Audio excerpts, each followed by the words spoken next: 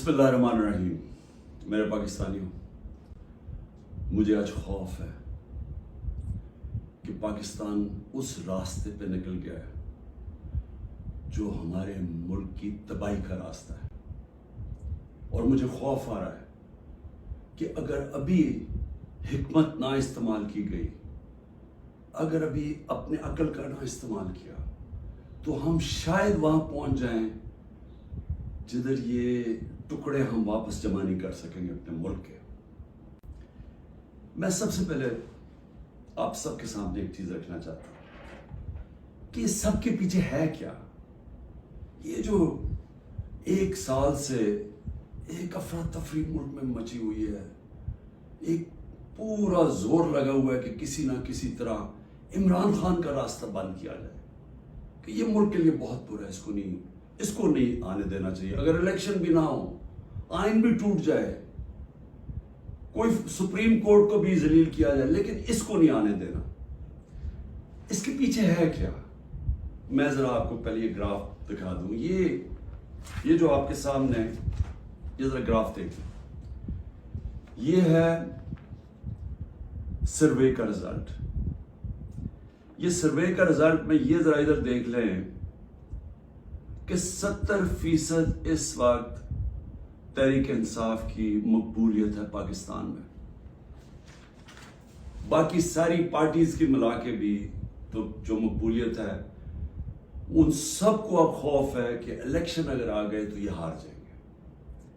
अब ये पीडीएम की जमातों ने तब से फैसला किया हुआ है कि इलेक्शन भी नहीं लड़ना, क्योंकि इलेक्शन अगर हो गया तो इमरान खान आ जाएगा, और अगर इमरान खान आ गया तो उनको ये नहीं फिक्र कि मुल्क को अच्छा होगा या बुरा होगा। उनको फिक्र ये है कि इन्होंने अरबों रुपए के अपने करप्शन के केस माफ करवा लिए, और इनको डर ये लगा हुआ है कि जो 30 साल से मेहनत से इन्होंने पैसा चोरी का इकट्ठा करके बाहर रखा हुआ है, किसी तरह उस पैसे के ऊपर यानी वो महफूज रहे। और खतरा इमरान खान से है, क्योंकि बाकी तो सब मिले हुए हैं। अब इसकी वजह से ये सारा मुल्क तबाही के रास्ते पे जा रहा है, कि सिर्फ इस खौफ से कि हमारा आपके पैसा ना या कि एनआरओ ना वापस ले ले, बस ये वजह है कि ये आमने सामना खड़ा कर रहे हैं मुल्क की सबसे बड़ी जमात और मुल्क की फौज।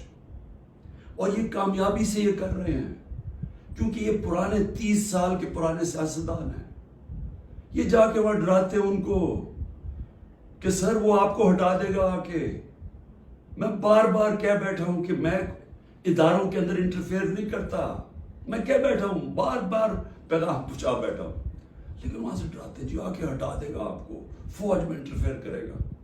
अगर इंटरफेयर करना होता, जब मुझे पता था कि पिछला आर्मी चीफ मेरे खिलाफ साजिश कर रहा था, आखिरी महीनों में मुझे आईबी की सारी रिपोर्ट थी, तब मैं उसे हटा देता, क्योंकि मैं नहीं चाहता था कि एक इदारा जो कि बचा हुआ है, बाकी इदारों को तो इंटरफेयर करके हमने तबाह कर दिया है, मैं ये नहीं चाहता था वो तबाह।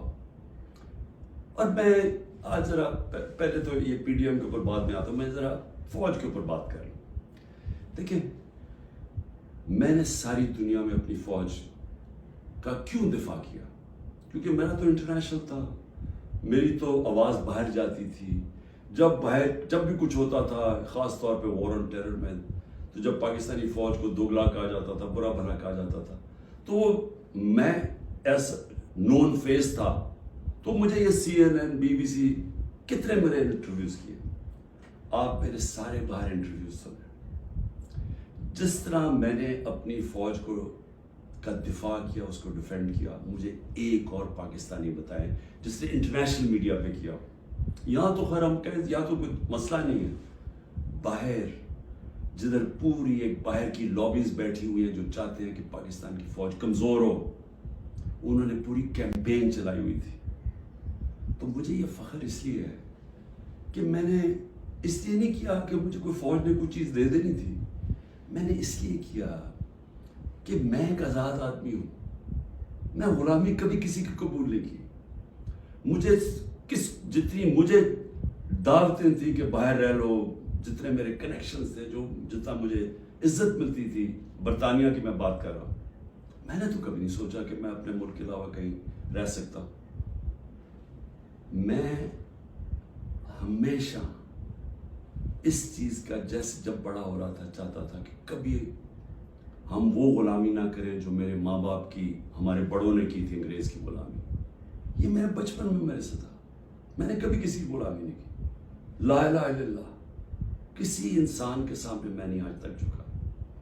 تو میں سمجھتا تھا کہ کسی اور باہر کے ملک میں رہنا, میں جو مرضی کر لوں, میں سیکنڈ کلاس سٹیزن ہوں, وہ میرا ملک تو نہیں ہے.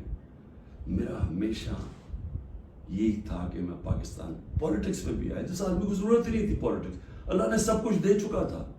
کون مجھے ایک آدمی بتائیں جس کو سب کچھ ہو, وہ اپنی زندگی کے 22 سال لگاتا ہے کسی چیز پہ, قربانیاں دیتا ہے, یعنی اپنی فیملی کی. کون آدمی کرتا ہے؟ کیونکہ میرا اور کوئی گھر نہیں تھا. میں نے کبھی نہیں سوچا پاکستان کے علاوہ کہیں رہنا. تو اس لیے میں ہمیشہ یہ ذہن میں ڈال کے بیٹھا تھا کہ اگر ہماری فوج مضبوط نہ ہو, اور میری اسٹیٹمنٹ سن لیں, میں پرائم منسٹر تھا, میں نے کہا کہ اگر فوج کمزور ہوئی تو ہمارا وہی حال ہوگا جو مسلمان ملکوں کا ہے.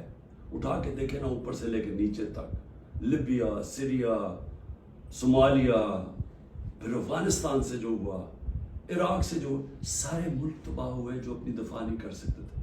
ہمیں فخر تھا کہ ہماری سب سے مضبوط فوج ہے. تو جب بھی, پہلے میں واضح کر دوں کہ میں کبھی اپنی فوج کی تنقید کرتا ہوں تو جس طرح میں اپنے بچوں کی تنقید کرتا ہوں اصلاحات کرنے کے لیے. کیونکہ اگر فوج کو میں کمزور کروں گا تو میں اپنے آپ کو کمزور کروں گا. اور یہ جو پی ڈی ایم کوشش کر رہی ہے, اور کامیابی سے, کہ کسی طرح آمنے سامنا ہو جائے پاکستانی فوج کا اور تحریک انصاف کا, تو کون اپنی فوج سے لڑنا چاہتا ہے؟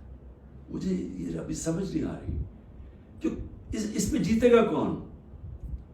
اس میں ان پی ڈی ایم کو تو کوئی فرق نہیں پڑے گا. یہ جب میمو گیٹ میں